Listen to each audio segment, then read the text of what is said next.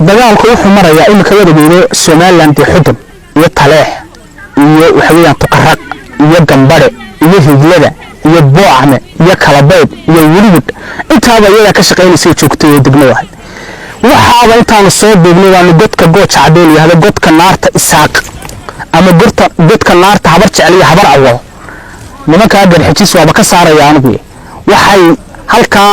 rabaan in inta hadhay muuse saysan ugu soo noqon isaga uu khilaabin lagu shiilo waas caanood qarax yimaada iyo dibad timaada iyo waxbi yimaada horta SNM Somaliland la socday awood military Somaliland la saacad ku maynay gacmo siyaasadeed iskaashanaya oo SNM waqtigii hore ay joogtay TPLF niman la oran jiray Ethiopia oo imka la gaabin tiray iyaga laftooda ayaa SNM waxay u siiyeen laas caanood in niman halka ay ku guulaysan jireen oo ay si xeel dhaqan jireen oo aanu ilmaayeernahay wada dhalanay walaalanahay oo ugaadeen leeyahay ona naf leeyahay in maadaama SNM iyada wixii ay qabato hargeysa iyo burcay ku qabato intii ay xabsi ku rido baytooda gacanta gelin jirtay laakiin laas caanood ma nasan jiray sida dad nala dhashay inaanu anagu qasaasno oo qaadno dibadashaanu ka xignay laas caanood waxay u ahayd magaalo ay leeyihiin waayo maadaama dadka aanu isku haybtanahay walaalaha nahay dhibaatada lagu hayay waxaan xusuustaa anigoo nin yar dhalinyaro ah baan riyaalay ninka loo jiray madaxweynaha ka soo maray Somaliland in laas caanood in ilaaladiisa qayb ka mid ah lagu dilay uma suurta gelin in laas caanood saacad jooga gudaheed bad wax ka yar baa laga saar cali waxaad nagu warantay xaaladda guud ee sool intii ay Somaliland joogtay adoo soo koobay sawir guud naga sii waa mahadsan tahay anigoo cali yuusuf cali marateen waxaan ka warramayaa xaaladda guud ee Somaliland markay ay ama SNM ay joogtay laas caanood ama waqtigii ay timi taariikhda waxay tii SNM laas caanood 2007 bishii 15 laas caanood waxay ahayd markaa SNM timi magaalo dhaqaale ahaan iyo magaalo ahaanba kor u socota oo koraysa kadib imaanshaheedii ay timi magaalada waxaa dhacay isbedel challenge gareeyay dadkii deegaanka ku noolaa ama degmada laas caanood deganaa inay ka qaxaan iyagoo ka qaxayay markaa dhibaatada iyo cawaaqib xumada Somaliland ifafaalaheeda ay iyagu ka sifaysteen oo markaa la oran karayo dadkii waqtiga laas caanood ka tagay Somaliland maanta saa u soo gashay magaalada ka baxay waxay ka nasiib badnaayeen oo ka aragti dheeraayeen dadkii magaalada ku haray iyo kuwii Somaliland la shaqeeyay kuwaas ka aragti dheeraadan qaba anigoo taa macnaheedu tusaale u bixinaya intii ku hadlay laas caanood ee cilmiga iyo diinka iyo ganacsatada inay Somaliland markii ay muddo 2 sano ah joogtay magaalada inay wax ka dhimayeen 2007 bishii 15 Somaliland laas caanood awood military Somaliland laas caanood ku maynay gacmo siyaasadeed iskaashanaya oo SNM waqtigii hore ay joogtay TPLF niman la oran jiray Ethiopia oo imka la gaabin tiray iyaga laftooda ayaa SNM waxay u siiyeen laas caanood in niman halka ay ku guulaysan jireen oo ay si xeel dhaqan jireen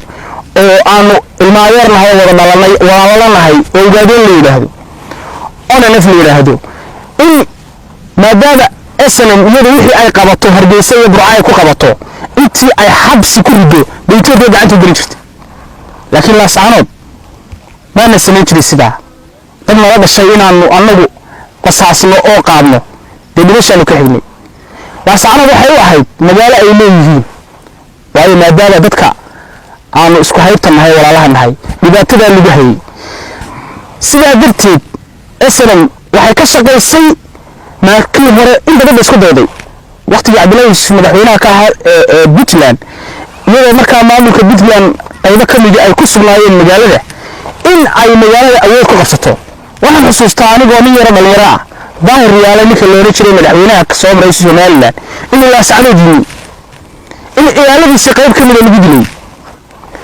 inay suurta gelin inuu laascanood saacad jooga gudaheed badh wax ka yar baa lagaga saaray isbeddelkii dhacay Cabdi Muuse madaxweyne ka noqday Puntland arrimo markaa siyaasadeed ayay laascanood gudaha ugu timi Somaliland oo ay sabab uga dhigaysay inay laascanood fadhiisan tahay ONF iyaduna ONF ay TPLF u dhiibto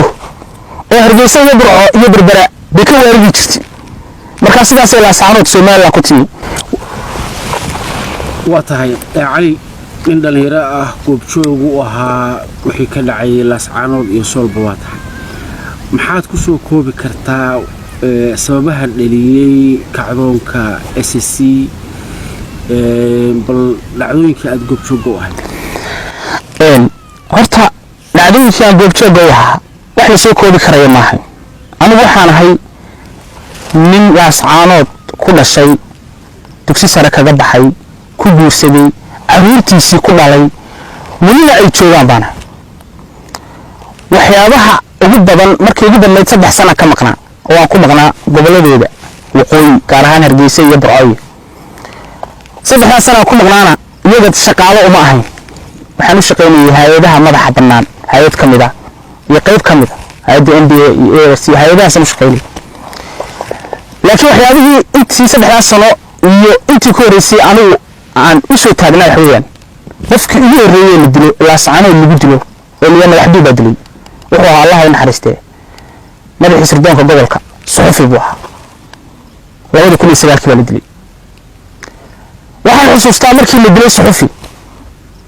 waxa la yiri suxufi baa la dilay suuqa lagu dilay wax lagu cusub bay ahayd markaa barqsi baa kacay dadkii waa la isweydiiyay maxaa dhacay yaa la dilay suxufi baa la dilay waa la yaacay isla waqti yar kadib arrintii waxa la yiri ninka madaxdii baa dilay waa markii koobaad way soo socotay min abdaa la yiraahdaa haddana la dilay oo ku xigay waxyaabaha la yaab kale SNM ama Somaliland waxa u taliya niman jamhad noqday oo soo jamhadeeyay oo dhibaato badan iyo cawaaqib xun oo fara badan ka soo shaqeeyay Soomaaliduna sideedaba been way sheegtaa laakiin been ma mahado qofku hadduu xumaan ka shaqeeyo ama wisin xun uu soo galo wisinkii xunaa kama badnaado markii abdaa la dilay waxaa dhacday nin markaa samaroona oo gudabiisay reerka la yiraahdo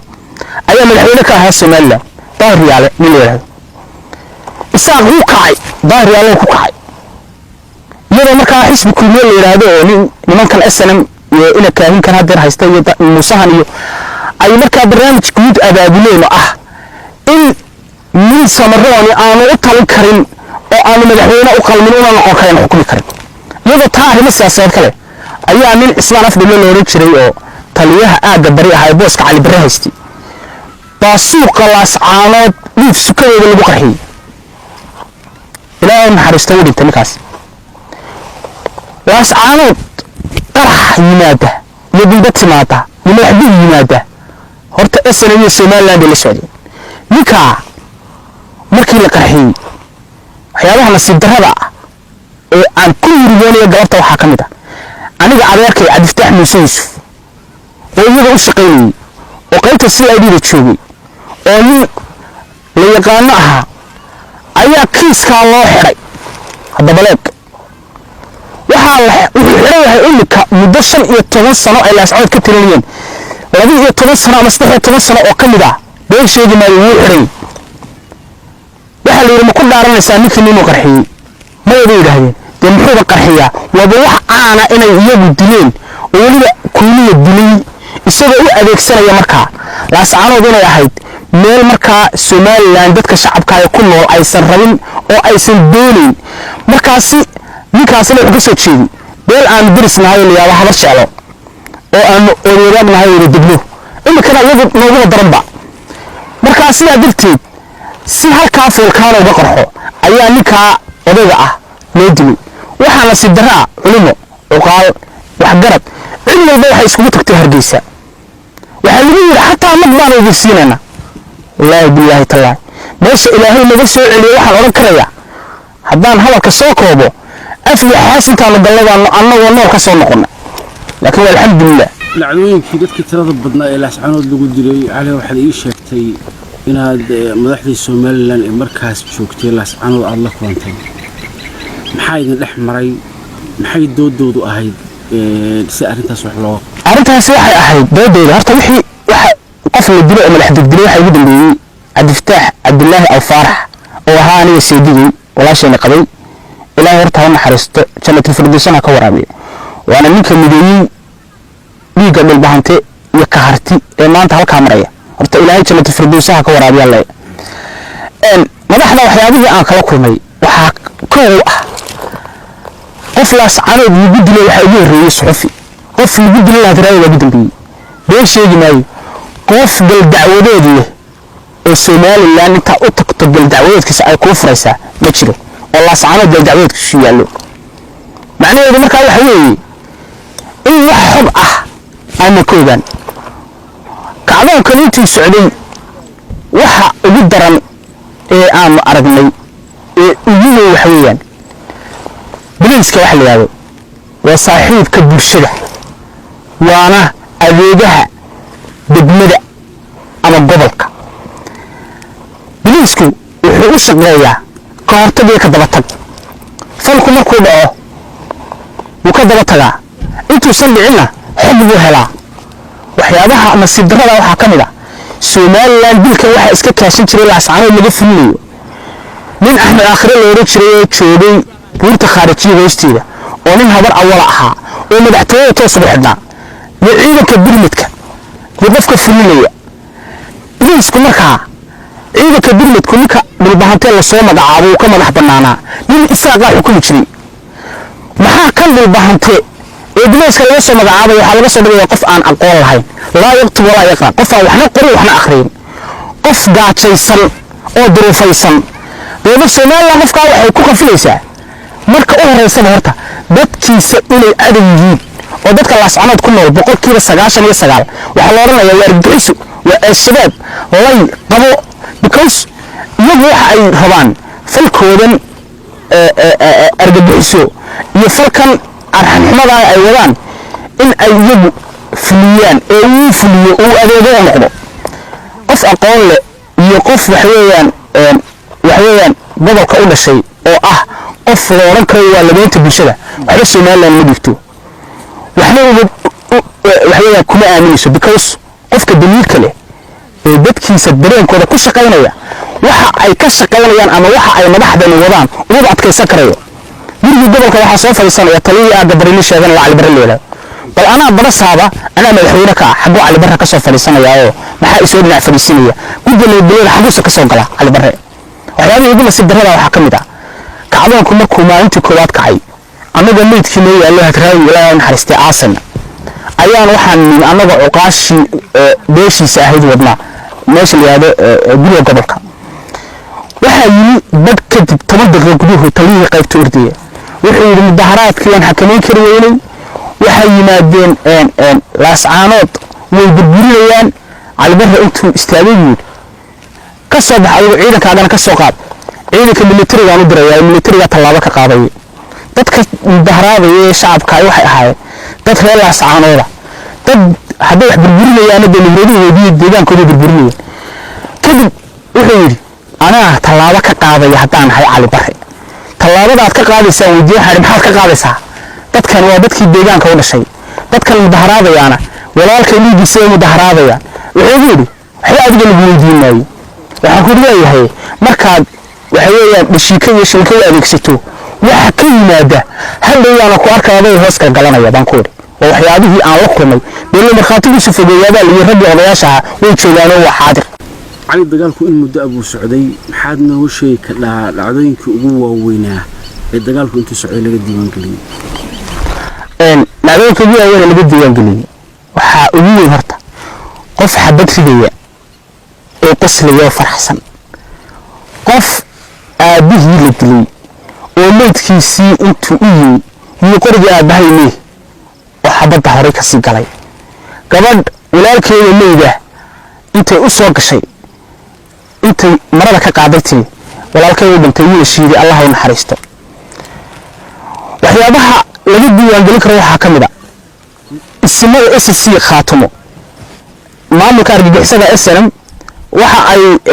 waxyeeyaan ku sheegan wadadka deegaanka iyo wadada argagixisa in ismadii ay waxa ku sheegayeen maxaabiistoodii ay iyagu laga qaftay iyagoo nool in lagu wareejiyo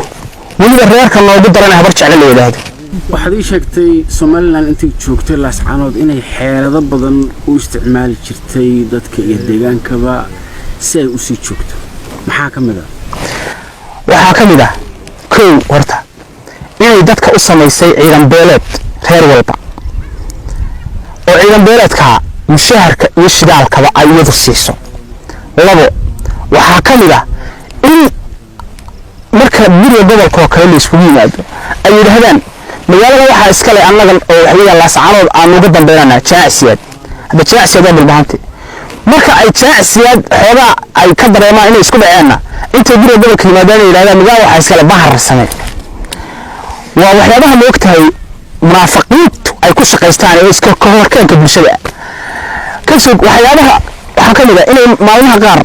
wasiirada markay yimaadaan oo kale yiraahdaan wasiirkii magaalada yimi annagu cid kale wax ka weydiinayna laascaanood ugaariyahan baa laascaanood iska leh hadda laascaanood waxa degan waa bilbaantay fiqishin iyo beelo la dego kale oo Soomaaliyeed waxa ay wada walaalaan maxaan walaalo ku nahay inaanu nabadgelyada iyo amnigeeda iyo horumarkeeda ilaashano Soomaaliland laakiin iyadoo cashuur dhaqaale wax walba dadka ka qaadaysa ayaa hadana dadka iyaga waxay u adeegsan jirtay xagga xun oo ah in qaybi oo xukun على واحد إيش كتير سفر كوسو مرتي deegaanada Somaliland iyo gobolka Soolo hadda Somaliland aysan ka talin oo gacantooda ka baxay halkaas deegaanadaas aad tagtay maxaad ku soo aragtay maxaa tabasho oo ka jiray gaar ahaan sida gobolka Awdal oo kale iyo warantay mar aad safar aad ku tagtay gobolka Awdal anaan xagga uga bixin gobolka degmada ma dhaafin berigii hore laakiin laba kun iyo 11 bishii toddobaad ayaa nin Saciid leeyahay Hargeysa joogo nin haweeney Saciid Silaan leeyahay wala wada garanay waxa la deelay marxad ku sii fogaya ayaa wuxuu u diray muddo 5 cisho shaqo ah inaan u baxo gobolka Awdal waxaan tagay meel baka leeyahay laba marka aan joogo shaqeynay la socday magaalada baka leeyahay berigii hore gobolka ku shaqeyn jiray dawladda Soomaaliya waxay magaalo waxyeeyaan dawladda Soomaaliyeed macaankeeda dhamisay kadib waanu nini marka magaalada dhaan baa laga qoday meel u dhow xoolaha jirta dhaamka hay'ad soo leedahay bixisay fankiisa wasaaradda beeraha iyo waxay soo marisay dabadeed nin odaya oo magaalada gudoomiye ka ah oo ilaa 6 jira ayaa agteeda soo fariistay wuxuu ku yiri maxaa loogu socoteen waxay ku yiraahdaan dhaamkii la idin qodayaan doonay wuxuu ku yiri dhaam meelida qodine xirfadda halka looga farfaadeen lacagteedina Hargeysa iyo degmada lagu qurxinaya wallahi ma ilaawin ninka odaga aw xasan baa leeyahay wuxuu yiri laakiin waxaan ka yaabanahay niman halka xiga oo barafka xiga oo leeyahay dhulbaxante laascaanood iyo orgaayo buu hoola dega iyo nimanka iyaga gobolka Awdal dega goorta aan Somaliland ku kacayno ee Somaliland aanu ka go'ayna ma fogeeyay runtii hadalkii wuu igalay odaga markaa aniga xogaa nin luqadeedii ku yara hadlo oo wiigeedii haya baan yara ahay wuxuu markaa waxaan u qaatay hadalka uu leeyahay aniga wuxuu iga soo qaaday oo nin isaaqa markaa dabeena waxaan ku yidhi adeer gobolka nimanka gobolada darafyada ma dhibaatay qabaan weliba laascaanood wuxuu yiri wallahi laascaanood haddaan kaaga warramo meedadii kulida joogo ku noo laakiin xoogaa konflikt ka badan oo caburinaya baa jira ninka odaga kelmadiisii iyo maanta meesha ay xaaladda marayso waxaad moodaa inuu wax badan sii ogaa waa xusaya maanta haddii la yiraahdo Somaliland sidee bay u maareyn jirtay mashaariicda gobolada intii ay sool joogtay iyo deegaanada kale Somaliland waxaa ogtihiin Somaliland marta mashaariicda gobolka sool waxay u maareyn jirtay laba wax qayb iyo xukun iyo dulmane inta la sii dulmiyo ugu dulmeeyahay baan lahayn haddaan nahay dadka reer Laascaanood iyo reer Boole iyo reer Sanad waxaanu ahayn noole ama dulmane lagu sii dulmeeyahay markaan sidaa leeyahay hadalkayga wax weeye mashaariicda ugu ku bixiso boqolkiiba 70 soddon bilyan ay soo marin jirtay marmar meeyaan inta dambe laga jaray Somaliland ay soo marin jirtay hargeysa ninka jooga wasaaradda qorsheynta jooga wuxuu ahaa nin Isaaqa wasaaradda waxbarashada ninka joogaana wuxuu ahaa nin Isaaqa wasaaradda caafimaadka in yar uu xageetoosiyo joogay markaana dee xageetoosiyo lagu qaboojinayay in kala ninka SSC hadeer waxay odayaasha inuu yahay meeyane inta kale Isaaq baa joogay mashaariicda boqolkiiba 80 waxaa la gelin jiray Burco iyo Berbera iyo Hargeysa ayaa laga furin jiray waxyaabaha aan cadeynto hayo waxa kamid ah in aan anagu wasaaradda qorsheynta 2022 bishii 10aad 2022 bishii 9aad aan ka soo qaaday Hargeysa si daatadii 2012 markii ay joogeen Silaayo iyo Xilsi iyo madaxweynaha ay ka ahaayeen SNM daatadii soo laga qaaday si loo saxo wasiir buuxna laga sameeyay oo marka ay sameeynto iyo SPNimadu wax badan baa jira ninkaas markuu yiri waraaqadeedu eeday daatadeedu eeday hay'adaha loo diray sarmaayo meesha la yiraahdo waxayaan caroolay meesha la yiraahdo waxayaan dadaalo balbadlooyinka waxayaan shaxda dhammaantood way ka maqnaayeen iyadoo lagu bedeshay magaalooyin ka mid ah gobolka Togdheer hoostaga bal rooble bal geedi haddaba way qoran tahay sarmaayo laakiin mashaariicdeedii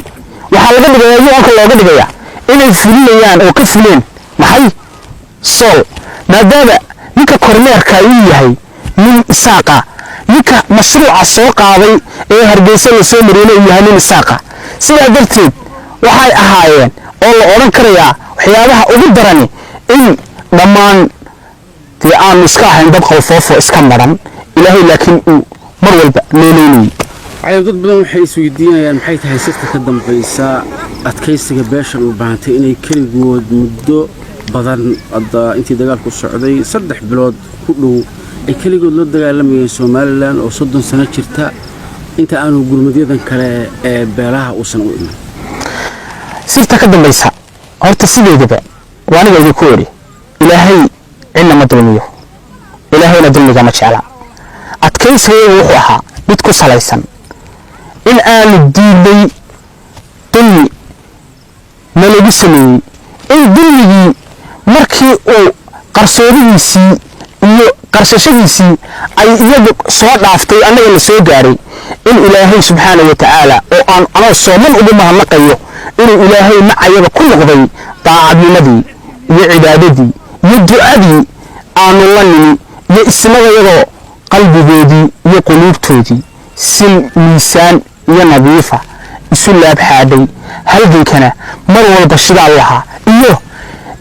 dadkii jamaahiirta ahaa ee aanan marnaba u laaweyn ee halgankan iyagu sababta u ahaa intii dhimatay Allah u naxariisto intii dhaawacantayna Allah u boqodhayo mar walbana iyaga laf dhabar u ah laakiin waxa halganka mar walba shidaal u noqonayo baatrol u noqonayo waa daacadnimada iyo dulmigii goboladan lagu kacay taa waxaan ku darayaa in yar oo ah dad baa waxay aaminsan yihiin aqligoodu gaabay yahay beesha dhulbahante inay diiday in Isaaq xukumo ama ay diiday in Isaaq ay ka mid noqoto Isaaq 12 sano bay madaxweyne ka ahaayeen Somaliland laba meel maadeer ahay Musabiixi iyo Silaayo 12 sano dulmigaas lagu socday waxaan ahayn dad la dilayo oo la dhacayo oo la cunayo abeeso iyo guguli iyo chilbis ay isu bedelayaan baan ahayn haddaan markaa xukunkooda diidanahay intaan TV-ga soo istaagna ma niraahno sida ay u jirtay samaroon nama xukumayso annaga Isaaq nama xukumayo la waxaan leenahay waxaanu anagu u baahanay inaanu ummadda tusno inaanu dulmi iyo dhibaato mooyaane aana Somaliland iyo SNM wax faa'iido aan ku qabin intaana waxa la dadka u haysta inaanu anagu nahay dad isirnacayb iyaga u diiday xukunkooda wata cali maxaad ka oranaysaa Somaliland waxa ay beelaha harti ay ku sheegtaa inay yihiin sheeyo laascaanood maxay soo wadan leedahay Somaliland horta waxa aan oranayaa arabka u taliyo horta dadka Hargeysa iyo Burco ku nool Berbera aniga laakiin kan iyo maskaxdayda ay taliya markaan saa leeyahay anigu waxaan ahay wiil daarooda waxaan ahay nin hartiya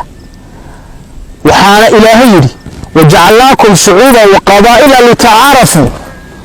markii saddex cisho hubka noocyadiisa kala duwan loo adeegsanayay walaalkayga ugu dhow 8 kilomitir 10 kilomitir buu jiray ma jarteen buu ahaa walaalkayga ugu dhow warsanjali buu ahaa 100 kilomitir ka yar buu jiray marka iyagu wixii ay dhuusanayeen baa Somaliland xaar ku noqday